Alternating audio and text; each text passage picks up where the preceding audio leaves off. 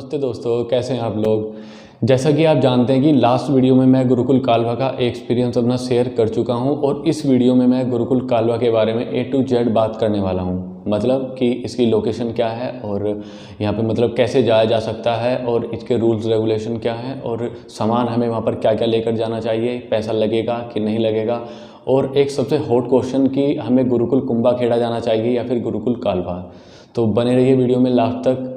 दोस्तों मैं आपसे बताऊं, यदि आपने एक बार वीडियो को देख लिया तो आप गुरुकुल कालवा जाए बगैर बिल्कुल नहीं रह सकते, और यदि एक बार आप गुरुकुल कालवा चले गए तो आपको घर की जिम्मेदारियां तो वापस बुला सकती हैं, बाकी आपका वहां से आने का बिल्कुल भी मन नहीं करेगा।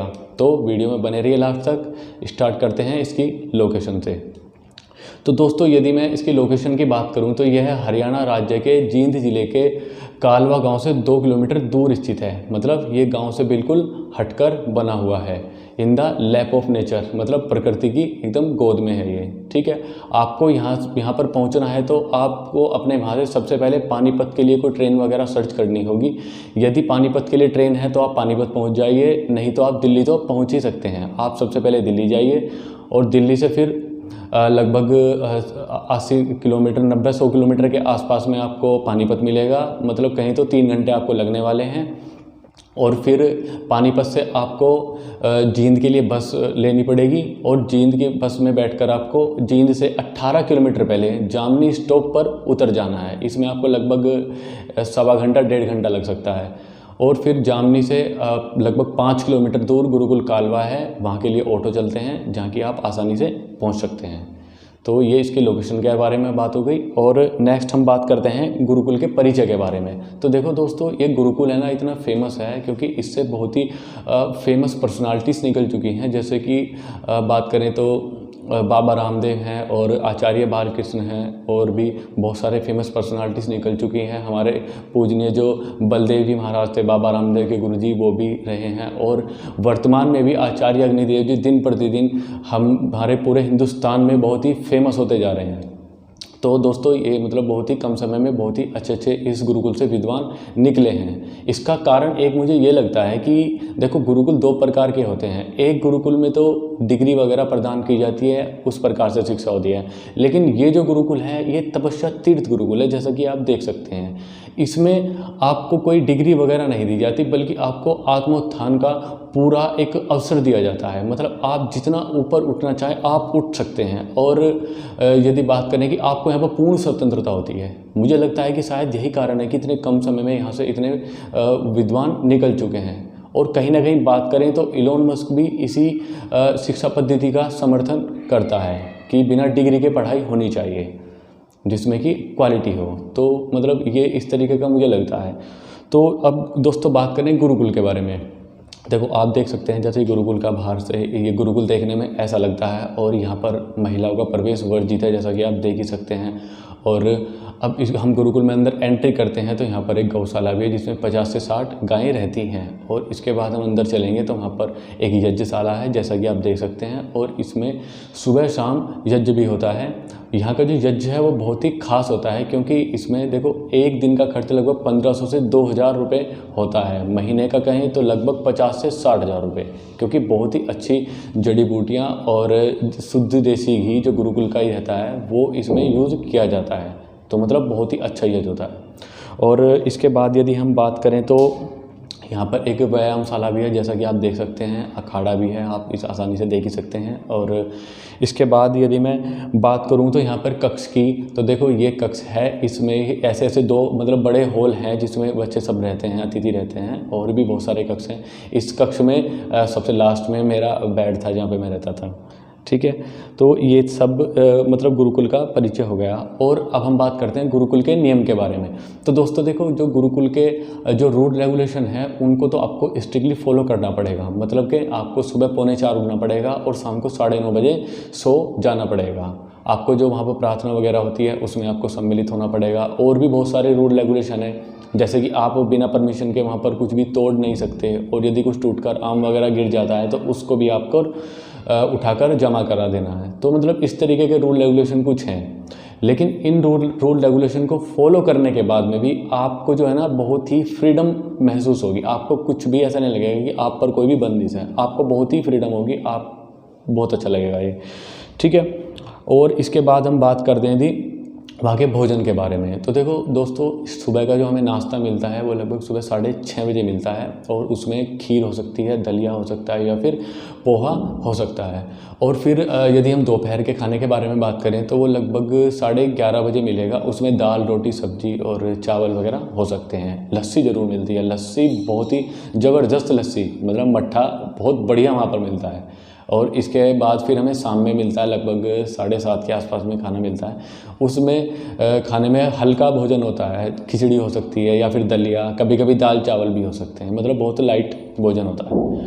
फिर इसके बाद में लगभग 8 बजे के आसपास में आपको दूध मिलता है, और उसके बाद थोड़ा भ्रमण, और फिर 9 बजे प्रार्थना, और 9:30 बजे फाइनली सो जाना होता है। तो ये भोजन के बारे में बात हुई। और भोजन के बारे में आपको बताऊं तो नमक बहुत हल्का सा होता है, मिर्च नहीं होती है, और लगभग उबला सा भोजन होता है, लहसुन प्याज वगैरह कुछ नहीं होती। तो ये भोजन मतलब फिर भी भोजन बहुत अच्छा लगता है, अच्छी क्वालिटी है, अच्छा भोजन लगता है, शुद्ध होता है। और इसके बारे में नेक्स्ट मैं बात करूँ, देखो ऑर्गेनिक खेती। देखो गुरुकुल में जो है ना, गुरुकुल के कुछ तो खेत जो हैं वो गुरुकुल के अंदर हैं और कुछ गुरुकुल के बाहर है, जैसा कि आप देख ही सकते हैं। तो गुरुकुल में इसमें जो ऑर्गेनिक खेती है टोटल, और इसी का इन्हीं चीज़ों का यहाँ पर प्रयोग भी किया जाता है। जैसा कि आप देख सकते हैं यहाँ पर भिंडी, आम, करेला, टिंडा, तोरी, मतलब सब चीज़ें लगभग होती हैं। तो ये मतलब आपको अच्छा मिलेगा वहाँ पर सब कुछ, ठीक है।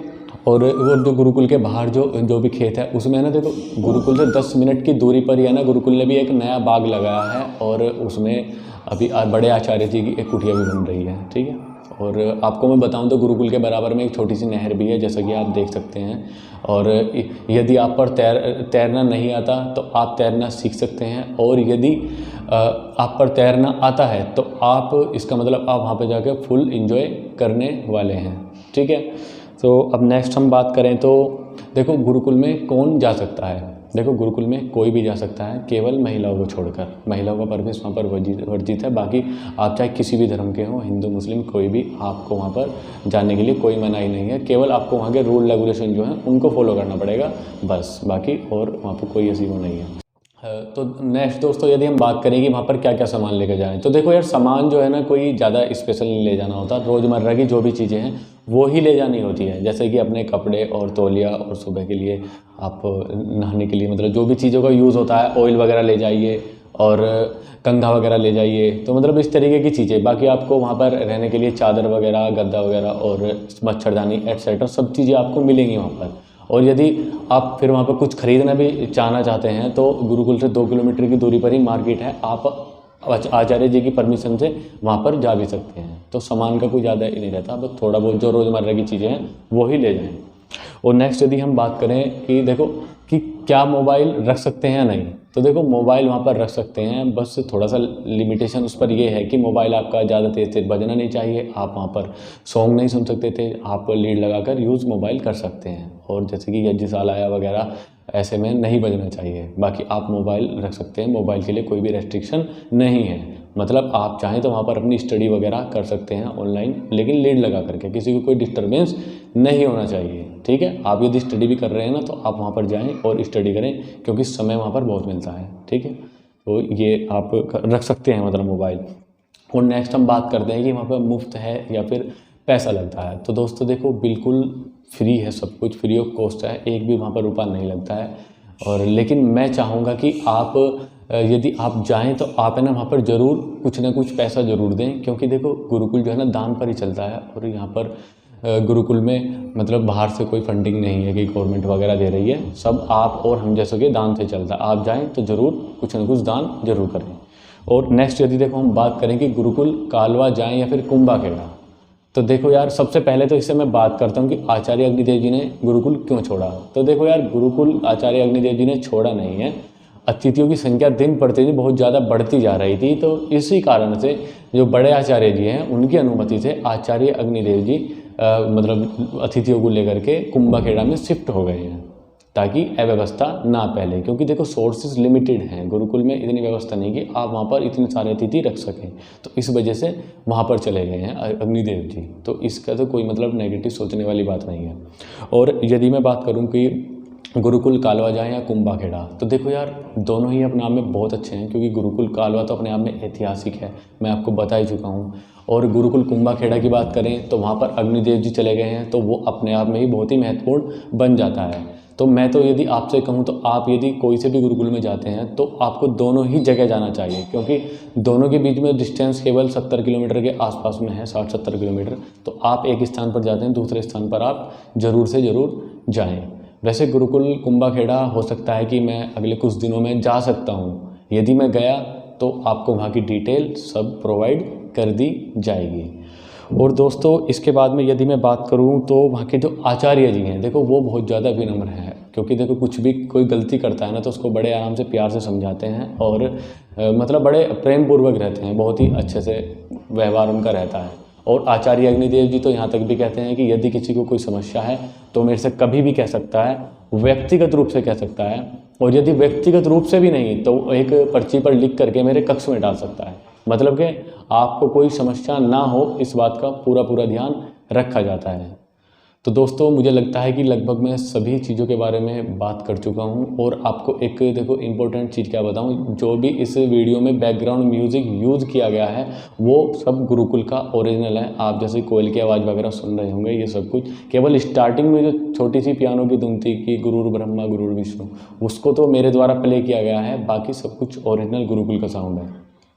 तो दोस्तों मुझे लगता है कि हम लगभग सभी चीज़ों के बारे में बात कर चुके हैं, और इसके बाद भी यदि आपका कोई डाउट है तो आप कमेंट में पूछ सकते हैं, और नेक्स्ट 24 आवर्स में आपको उसका जवाब 100% मिल जाएगा। तो दोस्तों आज के लिए इतना ही, बने रहिए पॉजिटिव वाइब्स के साथ। नमस्ते।